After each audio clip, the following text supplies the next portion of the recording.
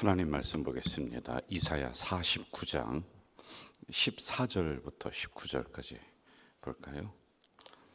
이사야 49장 14절부터 19절까지 우리 한 목소리로 읽겠습니다. 오직 시온이 이르기를 여호와께서 나를 버리시며 주께서 나를 잊으셨다 하였거니와 여인이 어찌 그 젖 먹는 자식을 잊겠으며 자기 태에서 난 이들을 긍휼히 여기지 않겠느냐. 그들은 혹시 잊을지라도 나는 너를 잊지 아니할 것이라. 내가 너를 내 손바닥에 새겼고 너의 성벽이 항상 내 앞에 있나니 내 자녀들은 빨리 걸으며 너를 헐며 너를 황폐하게 하던 자들은 너를 떠나가리라. 내 눈을 들어 사방을 보라. 그들이 다 모여 내게로 오느니라. 나 여호와가 이르노라.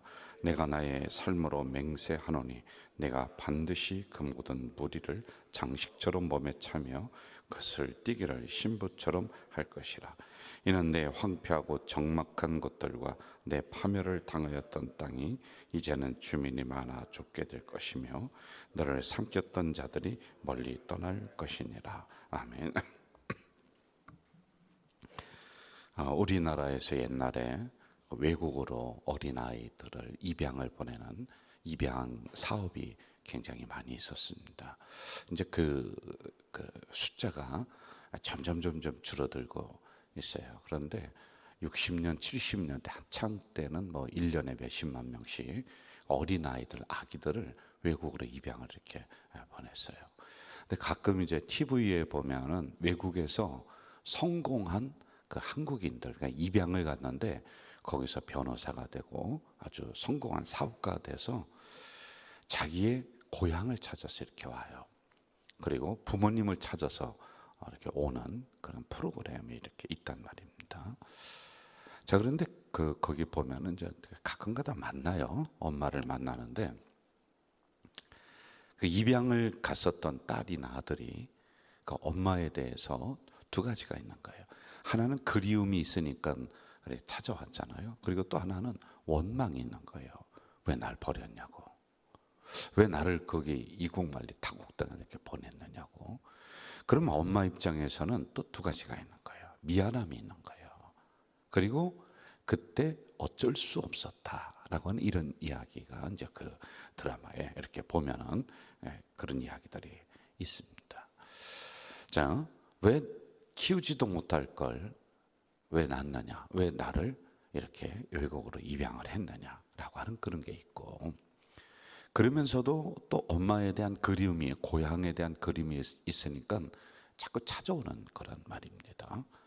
그런데 이쪽 부모 입장에서 한번 보자고요. 오죽하면 자녀를 외국으로 입양을 보냈느냐. 그 상대방의 서로의 그 처지는 있지만은 이게 쉽게 그런 부분들이 이해될 수 있는 것은 아니에요. 그런데 우리가 여기서 한 가지 느껴야 되는 게 뭐냐면은 그때 상황을 자세히는 모르지만은 이유는 있겠다. 그렇죠? 그리고 어떤 인간의 한계가 있겠구나. 아니 뭐 버리려고 낳는 부모는 없지 않습니까? 그러니까 어쩔 수 없는 한계가 그들에게 있을 수 있겠구나. 이건 우리가 좀 생각해 볼 수 있단 말이에요. 한참 전인데 제주도에서 일어난 사건이 있는데요. 아기를 버린 사건이 있어요. 이걸 영아 유기 사건이라고 이렇게 얘기합니다. 태어난 지 한 5시간 만에 그 핏덩이 아기가 발견이 된 거예요. 그러니까 경찰이 그 부모를 이제 뭐 CCTV라든지 이걸 통해서 이렇게 찾았는데 그 부모가 누구냐면은 이미 세 자녀를 둔 엄마예요. 세 자녀는 8살, 6살, 3살 이런 자녀를 둔 엄마인데 성실하게 살아가는 이 사람이에요. 그런데 왜 버렸냐? 근데 남편과 약속을 했다는 거예요. 남편은 한 달에 150만 원 일용직을 해서 벌고요. 본인은 어디 가서 일을 하는데 그때 당시 20만 원을 벌었대요. 그러니까 20만 원 그리고 150만 원 그 한 200만 원도 안 되는 돈 가지고 세 자녀를 기르려야 되고 거기에 이제 어머니까지 계시는 거예요. 그러니까 시어머니를 모셔야 되고 같이 살아가야 돼. 이게 너무 힘드니까 이 남편이랑 약속을 했대요. 아니, 다시 아기를 낳지 말자. 왜? 경제 사정이 뻔하니까. 그런데 임신을 한 거야. 임신했다는 사실을 숨기고, 그리고 출산한 것도 숨기고 다 숨겼대요. 그리고 나서 출산하고 이 아기를 유기 버렸다. 이렇게 경찰에서 발표를 했습니다. 자, 이 상황도 우리가 참 어쩔 수 없는 상황이구나. 이 엄마가 아기를 버리고 싶겠습니까? 그런데 경제적인 상황이라든지 여러 가지를 보면서 어쩔 수 없이 이렇게 했다. 그러니까 인간의 한계를 제가 얘기하는 거예요. 여러분, 자녀 그렇게 쉽게 버리는 부모 어디 있어요? 없단 말입니다. 근데 이러한 삶의 무게가 이렇게 결정을 할 수 있도록 우리를 몰고 갈 수가 있다라고 하는 겁니다. 자, 오늘 14절로 한번 좀 가봅시다. 14절 같이 읽어볼까요? 시작. 오직 시온이 이르기를 여호와께서 나를 버리시며 주께서 나를 잊으셨다. 여기 보면은 나를 버렸다, 나를 잊었다 이렇게 나옵니다.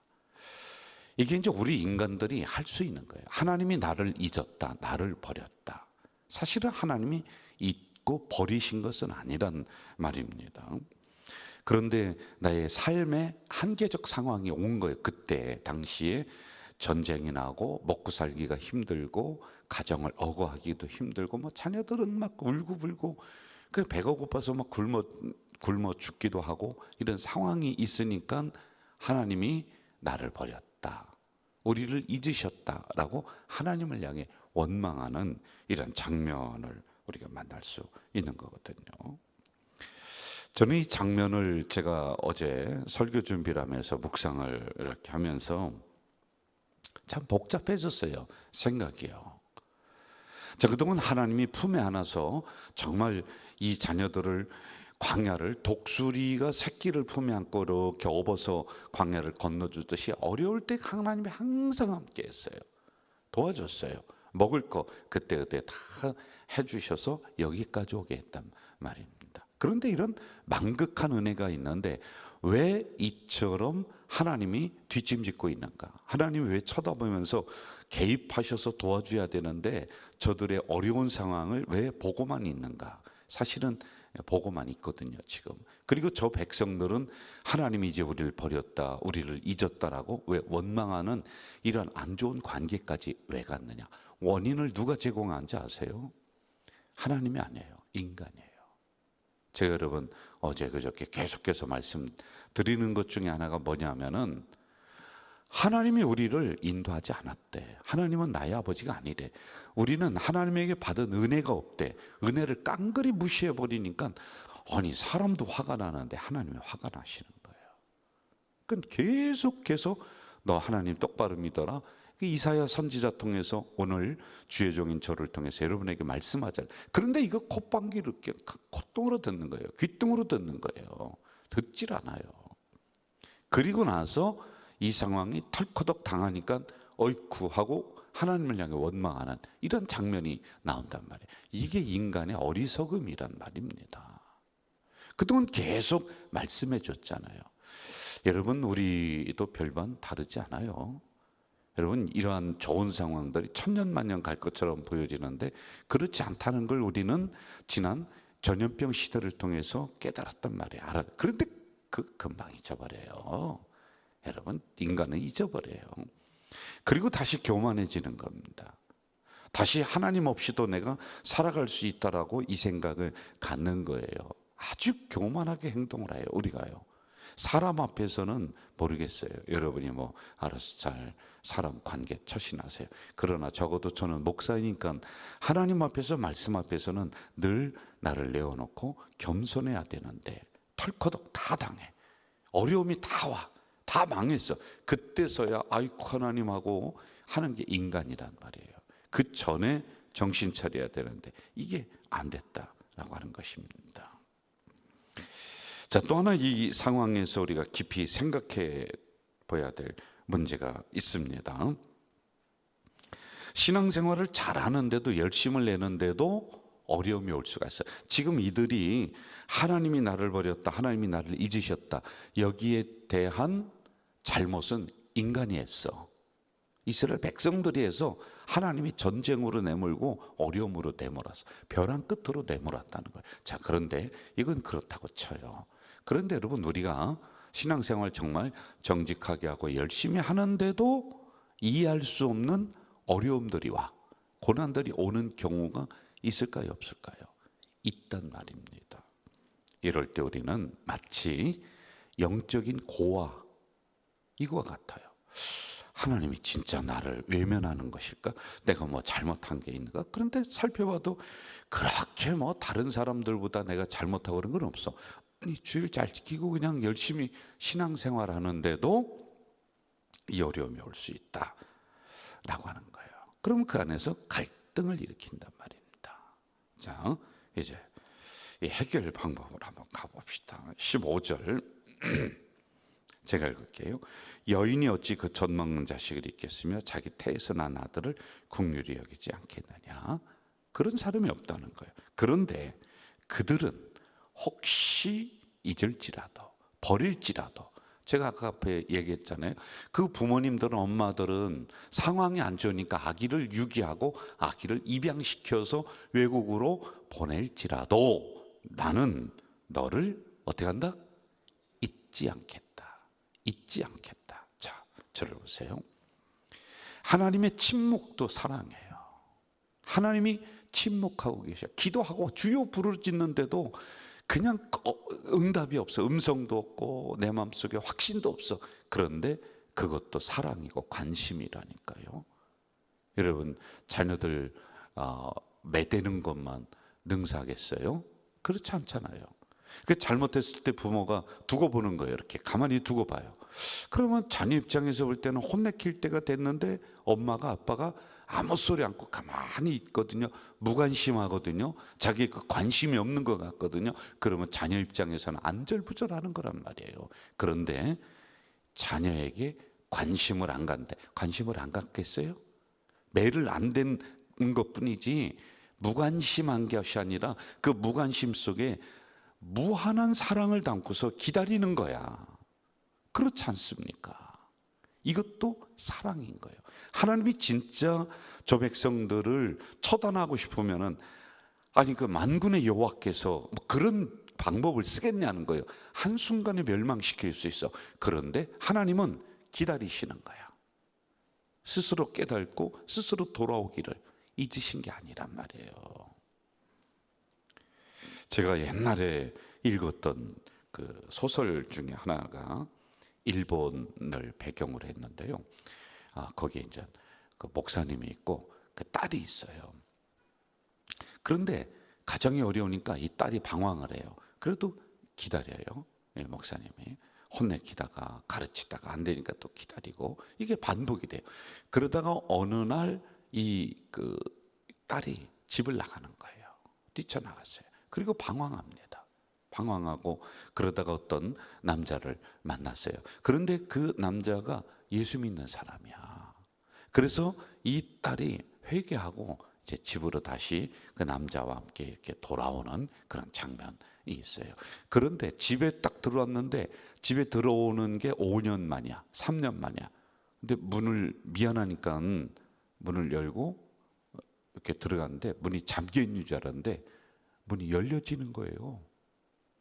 그러니까 앞에 삐그덕거리고 오니까 그 아빠가 있다가 문 뻘컥 열고, 이놈의 자식 나갈 때는 언제 들어오냐고 그렇게 뿌리치고 나가더니 네가 낯짝이 있냐 없냐 막 혼내키는 게 아니라 따라왔냐 그러는 거예요.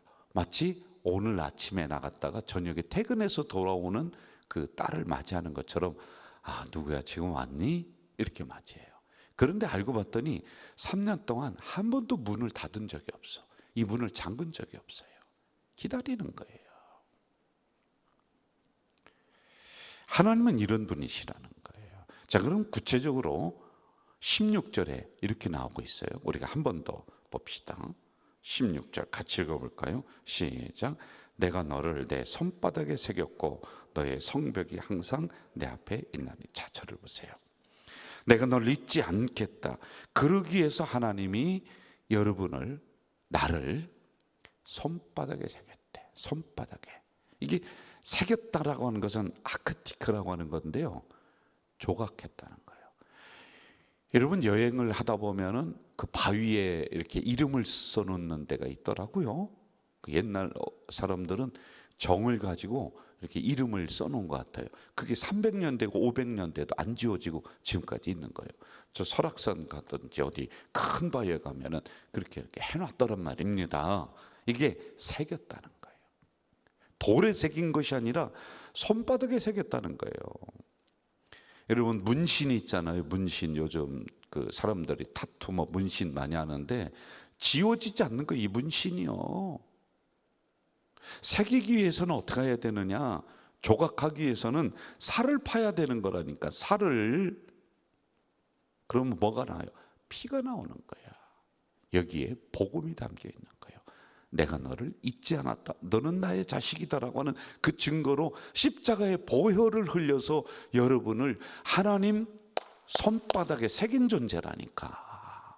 여러분, 그래서 혹시 내가 열심히 신앙생활하고 참 성실하게 하는데도 이해할 수 없는 고난이 왔다, 하나님이 나를 버리셨는가, 왜 기도 응답이 없는가, 여러분 그러지 마세요. 그것이 아니라 인간은 잊을지라도, 부모는 너를 혹시 버릴지라도 나는 너를 버리지 않았다. 하나님 증거가 어디 있습니까?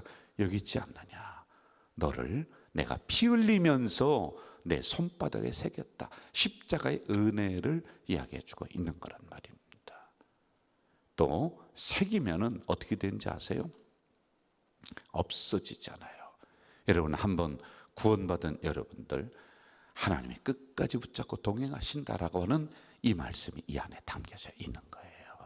저는 오늘 이 새벽에 이런 말씀 굳게 붙잡고 오늘 이 하루도 승리하며 당당하게 이기며 나가는 우리 성도들 되시기를 주의 이름으로 축원합니다. 사랑하시는 아버지 하나님, 이 새벽 우리에게 희망의 말씀, 하나님의 음성 들려주시니 감사합니다. 나는 너를 잊지 않았다. 내가 너를 내 손바닥에 새겼다. 새기기 위해서는 피 흘려야 되는데 십자가의 보혈로 우리를 하나님의 자녀로 삼아주셨고, 새겼으면은 다시는 지워지지 않는데 내가 너를 끝까지 붙잡고 있겠다 말씀하시오니, 이 복음의 말씀을 우리가 가슴에 간직하며 이 하루 승리하며 나가는 우리 성도들 될 수 있도록 주여 도와주시옵소서. 예수님의 이름으로 기도하옵나이다. 아멘. 하늘에 계신 우리 아버지, 아버지의 이름을 거룩하게 하시며 아버지의 나라가 오게 하시며 아버지의 뜻이 하늘에서와 같이 땅에서도 이루어지게 하소서. 오늘 우리에게 일용할 양식을 주시고 우리가 우리에게 잘못한 사람을 용서하여 준 것 같이 우리 죄를 용서하여 주시고 우리를 시험에 빠지지 않게 하시고 악에서 구하소서. 나라와 권능과 영광이 영원히 아버지의 것입니다.